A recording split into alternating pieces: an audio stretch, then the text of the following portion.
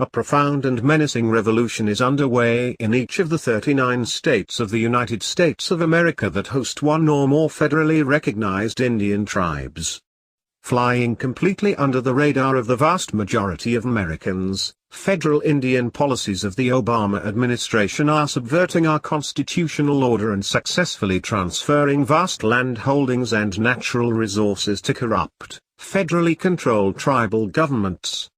This stealth agenda is replacing the authority and obligations of the various state governments to protect the lives, rights, property, and natural resources of their citizens by illegally and immorally transferring that authority to select tribal governments. This is being done with the full support of state governors, attorneys general, and state legislators, in blatant violation of their oaths of office. Many of these officials are going along with this agenda either because they are receiving sizable donations from tribe-related entities, bribes from the tribes, or because they fear being labeled racist or anti-Indian by the Indian activists and their progressive allies in the controlled major media. The Obama administration is intentionally reversing history and unsettling the West, using Indian reservations and tribal governments as launch pads. It is doing this with the full support of a majority of state executive and legislative representatives, regardless of their political party affiliations. The horrendous consequences of this political path are alarming, to say the least, not only for Americans living in the 39 states directly affected, but for our entire country. While farmers, ranchers, and other rural citizens and small towns are the frontline targets of this stealth agenda, it will dramatically impact all Americans. Urban Americans should also be alarmed by this agenda because it confronts us all with a steadily escalating tax burden, and most particularly because it threatens our nation's water and food supplies, by placing them in a stranglehold held by dozens of federal agencies, EPA, BLM, USFS, etc., and tribal governments that have already demonstrated their hostility to liberty and constitutionally limited government. Tragically, among the most seriously harmed victims in this federal government, tribal government collusion are the vast majority of tribal families that, for the most part, are still living in poverty and squalor. Meanwhile, tribal leaders, the Indian lobbyist industry, and their paid politicians pocket not only huge casino profits, but also the unaudited rivers of cash provided by the U.S. taxpayers via the ever-expanding proliferation of federal programs. The politicians, tribal leaders, and their propagandists adroitly exploit the sympathies of decent Americans and manipulate their feelings of guilt over past wrongs, both real and fictional, against the Indian tribes. But their real goal is building their own wealth and power, not alleviating the plight of the tribal members. To illustrate the theses in the statements above, I have narrowed the discussion to 4 northwestern states, Idaho, Montana, Oregon, and Washington. Statistics in the table below set the framework that suggests that 3% of the population within these states, Native Americans, are more substantially served by federal and state elected officials than the other 97% of the citizens, non-tribal members, businesses and landowners. The oath of office at the beginning of this article is from the state of Montana but is similar to oaths of office in other states.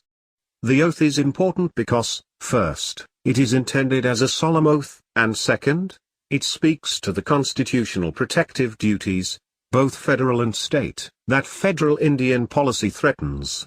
For example, tribal sovereignty, federally recognized Indian tribes, and tribal governance over lands within the United States were never contemplated nor incorporated within the 4 corners of the U.S. Constitution, nor state constitutions, but now the tribes are considered to have powers over federal and state governments, and the citizens they represent. Politics and perception have created the perilous false reality that tribal sovereignty is superior to the sovereignty of states. The current White House has pounded that perception into the psyche of legislators in all states that host tribes. Of course, enormous tribal campaign contributions and a fear of being called racist if one declines a tribal whim have facilitated this false perception as well. The framers of our U.S. Constitution prioritized sovereignty in a manner not previously known in governments. The prioritized sovereignty tree of the Constitution goes like this. 1. Individual citizen sovereignty, popular sovereignty, we the people. 2. Sovereignty of states, founders in 13 states formed the federal government. 3. Sovereignty of federal government, limited, enumerated powers. The origin of tribal sovereignty is murky, but the federal trust relationship of the federal government over tribes was created by the U.S. Supreme Court in the famous Marshall Trilogy cases of the High Court from 1823 to 1830. These cases declared Indian tribes to be quasi-dependent nations, subject to a trust relationship, a federal fiduciary obligation to protect the dependent wards of the federal government. We must remember, however, as will be discussed later in this piece, that what the U.S. Supreme Court giveth, the Supreme Court can taketh away, and it's getting closer. As an example of the overpowering influence of tribes in the Northwest, the Columbia River Watershed Management Plan is a good place to start. The watershed is a broad base of tributaries and streams feeding into the Columbia from all 4 states in the Northwest. The management board that serves as an advisory group directing the management of this federal watershed plan is composed of 1 representative from each state, and 1 from each tribe. That means there are 4 representatives from the 4 states, and 53 representatives from the tribes. Imagine the influence that state voices have on such a lopsided board. Add major court cases that have provided tribes with half the fish. Bolt decision of 1974, the Salmon Recovery Project, the Endangered Species Act, and treaty rights, and the tribe's influence is apparent. Unquenchable desires of a large chorus of tribal government demands upon host states are endless and, thus far, unstoppable. Similar federally sanctioned entities and policies have created a stranglehold on water, natural resources, hunting, fishing, tourism, and recreation in Idaho, Oregon, and Montana, as well. Demonstrating how much the field leans one way is this: facilitating tribal policy in state capitals includes the rightful opportunity for tribal members as full American citizens, to serve in elected office, although non-tribal persons may not participate in tribal governments. The true beginning of the replacement of state sovereignty with tribal sovereignty can be credited to a Washington state governor who executed the 1989 Centennial Accord honoring the 100th anniversary of Washington state. That was the benign intent. The precedent-setting hidden agenda was that 1989 was only 1 year after the Indian Gaming Reorganization Act of 1988, quickly enriching tribes. Washington's Centennial Accord created a state-trust relationship with Indian tribes where none existed for any state previously. This Centennial Accord required a tribal office in every state office and required consultation with tribes for every move the state wanted to make thereafter. It also began the double-dipping of tribes, receiving federal subsidies and state tax dollars, too. With burgeoning tax-exempt gaming revenues available, tribes have larger annual operating budgets than the combined budgets of multiple host counties within a reservation boundary. The Centennial Accord has been replicated by legislatures in many of 39 states that are host to Indian reservations and tribal governments. This is just a cursory discussion of how a mere 3% Native American population in 4 northwestern states wields escalating power over the quality of life, taxation increases, limited hunting, fishing, and recreational opportunities of 97% of these states' populations. As more and more taxable parcels are removed from state property tax rolls and placed into tax-exempt trust for a tribe, taxes shift upward for 97% of the population. States cannot expand their land base, tribal governments can, and do at escalating levels. The current federal administration is delegating its federal authority to tribal governments, giving governance over non-tribal persons and properties, something disallowed under the Indian Reorganization Act of 1934, landmark Supreme Court cases, and federal, state, and tribal constitutions. The White House has also determined that our national power and energy grid that serves all Americans is good economic development for privately governing Indian tribes. It should be noted that self-governing tribes have no obligation to the country's national or public safety or to non-tribal persons and properties. Tribal sovereign immunity from litigation protects tribal governments from accountability for any harm that may be done when operating critical components of the nation's public utility power grid. Now Montana's Senator Steve Daines has also proposed S. 3014 to turn national forest management over to tribes with any cultural interest or connectivity. Our mountainous forests are the high sources of the nation's waters that give life, power, and energy to our country's economic stability. This is the federal government's strategy to avoid accountability to Western state legislators insisting that appropriate federal lands be constitutionally disposed back to states for management, as was done in the eastern states upon their statehood. For years only a few federal agencies served tribal governments such as the Bureau of Indian Affairs, BIA, Health and Human Services, DHHS, and Department of Education, DOE. The Centennial Accord of Washington State, however, became the model for President Clinton's Executive Order 13084 signed in May 1998, establishing a tribal office in every single federal agency and demanding continuous consultation with tribes, along with inclusion in some 29 federal agency budgets. Subsequent presidents have continued this executive order, including Obama's similar Executive Order 13175, updated in 2009. The quick math. Multiply 567 tribes times 29 federal agencies annually funding tribes, which also receive state tax dollars and billions in tax-exempt gaming revenue. These cumulative annual dollars are likely equivalent to the annual federal defense budget but have never, ever been audited. Federal and state taxpayers are providing annual multi-billions to less than 2% of America's population. Nothing to see here, just unaccountable billions every year. No wonder there is a perception of tribal sovereignty's superiority over states. These quasi-dependent wards of the federal government, Marshall Trilogy, 1823, have been entirely funded by federal and state elected officials who have created massive tribal-funded programs that have not improved the quality of life for tribal families on Indian reservations in nearly 2 centuries. In return, these same elected officials are the recipients of much largesse from tribes. Oaths of office are quickly ignored or forgotten when replaced by money and political power. It's a vicious circle. Congress provides tribes with tax-exempt gaming revenue, federal subsidies for all basic needs of the tribe, and in return, tribes kick back large money to political parties, incumbents, or candidates that will carry their water. The losers are the annually shrinking state revenues and an ever-shifting burden on taxpayers, who must fund both their state and this monstrous federal Indian policy game.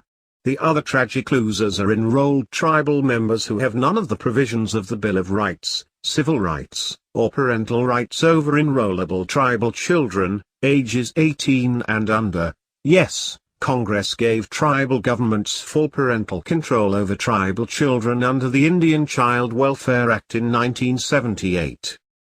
How and when was this financial vicious circle created? Tribal governments are the only American governments that may write checks to political parties, incumbents, or candidates. This tribal government perk to directly participate in campaign financing came from a 3-person unelected Federal Election Commission, FEC, in May of 2000, just before the Bush-Gore election. The Commission's Advisory Opinion Number 2005 to the Oneida Nation of New York deemed the Oneida tribe to be a government for purpose of subsidies and governance, but a person for purpose of participating in federal and state elections financing. No court or congressional act created this atrocity. Major tribal money thereafter rolled into both Bush, Gore presidential campaigns, and has continued ever since in federal and state elections across the country. A mere fake advisory opinion by 3 unelected federal bureaucrats granted to one tribe, quickly became the law of the land, rolling out across the country. All 567 tribes may act similarly in the country's elections. I have dubbed these elected officials who are benefiting from tribal political dollars coin-operated, and they have a substantial voice in Olympia, Salem, Boise, and Helena. Naturally, these are also the elected incumbents least likely to put a halt to tribal government funding of candidates and elections, in Congress and state capitals. For far too many elected officials at high and lower levels, appeasing tribes in exchange for cash is their political bread and butter, leading to longevity in office if allegiance to the donor is maintained. So is there an answer to this corruption? Yes, there is one remaining entity relatively unaffected by the Indian industry, an entity that has been overturning the federal overreach and the unprecedented expansion of tribalism replacing our constitutional government and state sovereignty. It is the U.S. Supreme Court. Since 2000, the U.S. Supreme Court has issued dozens of rulings to affirm the 10th Amendment in state sovereignty, to declare unanimously that states own their navigable waters and the soils beneath them, to provide individual citizens with standing to sue a tribal government or tribal official, and many other legal tools. The problem? Governors, attorneys general, legislators, counties, and towns are not picking up these legal tools and fighting back for their states and their citizenry, for all the reasons described above. Private citizens can, and utilize many powerful new rulings, but few have the financial resources to endure necessary battle. Very recently, Justice Clarence Thomas put a powerful challenge out to his colleagues on the bench, and to Congress. Here are his clear words. Congress purported, alleged, plenary power, all-encompassing, over Indian tribes rests on even shakier foundations. No enumerated power, not Congress power to regulate commerce, with Indian tribes, not the Senate's role in approving treaties, nor anything else, gives Congress such sweeping authority. And, until the court rejects the fiction that Congress possesses plenary power over Indian affairs, our precedents will continue to be based on the paternalistic theory that Congress must assume all-encompassing control over the remnants of a race for its own good. U.S. v. Bryant, number 15420, U.S. Supreme Court, the 13th of June 2016. If Justice Thomas is correct that Congress lacks plenary power over tribal governments, then Congress may not delegate to federal agencies that which Congress does not have. So where is the constitutional authority of the Secretary of Interior, the Bureau of Indian Affairs, EPA, etc.? Tragically, tribal governments are the willing pawns and recipients of this costly apartheid system. But the system is entirely and only created by federal and state elected officials who have seemingly switched their allegiance from the states to tribal governments. The more informed that taxpayers and leaders become about the erosion of constitutional and civil rights protections, the sooner we can recruit public servants who will abide by the solemn oaths they take, winnowing out the coin-operated gang that continues to feed at the public trough. Elected officials take no oath to serve tribal governments, but of course they serve all individual American Indians. Perhaps one day the oath of office taken by those we elect to serve all Americans will again be vigorously followed and revered. First, Americans surely should appreciate and value the abundant efforts made over centuries on their behalf, and join with all Americans as one nation, united. Oaths matter. If not, then 98.8% of America's population remains completely uninformed, indentured servants to 1.2% of our country's population, involuntarily funding unconstitutional federal Indian policy. If the current scheme of federal Indian tribal policy is not reversed, the first states to succumb to this escalating political, jurisdictional, and fiscal program, this intentional takedown of state sovereignty by federal and state elected officials, will be the 4 states of the Great Northwest. We must not let that happen. Elaine Devery Willman MPA, authored her first book, Going to Pieces, The Dismantling of the United States of America, in 2005. Her latest book, Slumbering Thunder, A Primer for Confronting the Spread of Federal Indian Policy and Tribalism Overwhelming America, released this year, is a compilation of Willman's work reflecting experience, projects, and commentaries covering over 25 years of research specific to federal Indian policy government decisions. Her mother and grandmother were enrolled Cherokee members, and her husband is of Shoshone ancestry and a direct descendant of Sacagawea. Willman has lived on 3 Indian reservations for more than 25 years, and is a recognized expert on federal and tribal government decisions, land use status within Indian reservations, dual jurisdictions, and constitutional conflicts that impact the rights and lives of tribal members as well as other American citizens. From 2008 until 2015, Willman served the village of Hobart, Wisconsin, as the Director of Community Development and Tribal Affairs. She currently resides on the Flathead Indian Reservation.